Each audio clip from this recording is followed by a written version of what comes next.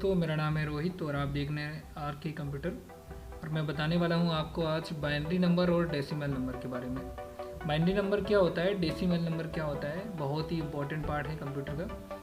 तो ये दो चीज़ें सभी को पता होनी चाहिए कि बाइनरी नंबर कैसे निकाला जाता है और डेसिमल नंबर कैसे निकाला जाता है। सबसे पहले हम पता करेंगे कि बाइनरी नंबर क्या होता है। The number system which has base 2 is called binary number system. To represent a number in binary number system, any combination of 0 and 1 can be used. जैसे कि मैं बताना चाहता हूँ, ऐसे बहुत सारे कम्बिनेशंस होते हैं जो 0 और 1 का हो रहा है, यानी कि दो नंबर जो हैं 0 और 1 ये बाइनरी हैं आपके, और 0 और 1 का कम्बिनेशन जो यूज हो रहा है ये आपकी होती है बाइनरी संख्या। ठीक है, एग्जाम्पल के तौर पे यहाँ पर दिया गया है जैसे कि 1101 1101 1110 एक्सेट्रा। यहाँ पर आप तीन संख्याओं में से कोई भी संख्या अगर आप देखते हैं तो उन सभी तीनों संख्याओं में क्या है, 0 एंड 1, सिर्फ दो संख्याओं का ही मिश्रण है। इसके अलावा कोई भी संख्या आपकी इसमें मिश्रण नहीं है। आप साफ साफ कह सकते हैं कि 0 और 1 का जो कॉम्बिनेशन है वो आपका बाइनरी नंबर कहलाता है। नेक्स्ट आपका आता है डेसिमल नंबर। डेसिमल नंबर क्या होता है समझते हैं इसको। देखिए सिंपल सा है कि in the system 10 digits are used, 0 1 2 3 4 5 6 7 8 and 9. These digits represent their absolute value. The base of this number system is 10. देखिए यहाँ पर जो संख्या यूज हो रही है वो 0 से लेके 9 तक, यानी कि 1 2 3 4 5 6 7 8 एंड 9। ठीक, ये सारी संख्याओं का जो कम्बिनेशन होते हैं वो सारे के सारे कहलाते हैं डेसिमल नंबर।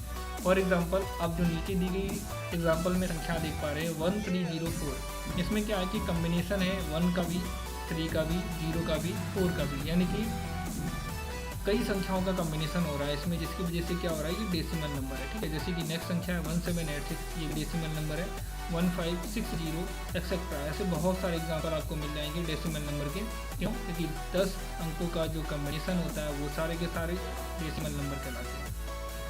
ओके, एक कन्वर्ट यहाँ पर देखेंगे कि बाइनरी नंबर जो होता है उसको अगर हमें डेसिमल नंबर में निकालना होता है तो कैसे निकालते हैं। तो आपके सामने मैंने एक एग्जांपल रखा हुआ है, यहाँ पर आप चेक कर पा रहे होंगे। संख्या है 1100।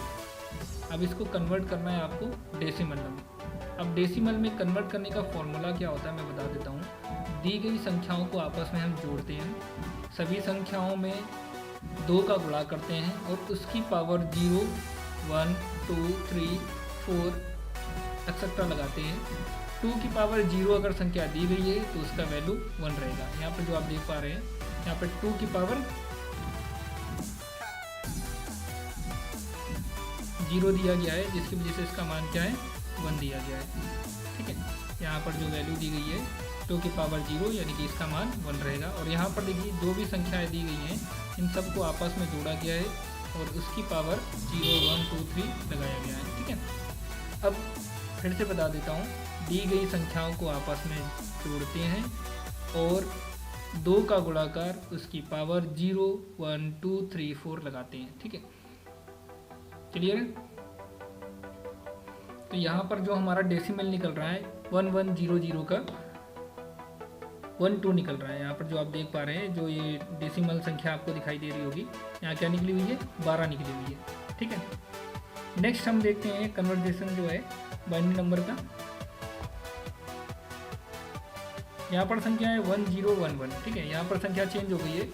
सेम एग्जांपल जो आपको यहाँ पर सिर्फ एग्जांपल में बता रहा हूँ आपको कि एग्जांपल ये दूसरा दिया गया है, बट यहाँ पर सेम तरीके से ही लगाया गया है कि आप बाइनरी को डेसिमल नंबर में कैसे निकालेंगे। ठीक है, नेक्स्ट अब हम देखेंगे कि अगर डेसिमल नंबर आपको दिया गया हो तो बाइनरी कैसे निकालेंगे। तो आप देख पा रहे हैं एग्जांपल आपके सामने दिया गया है।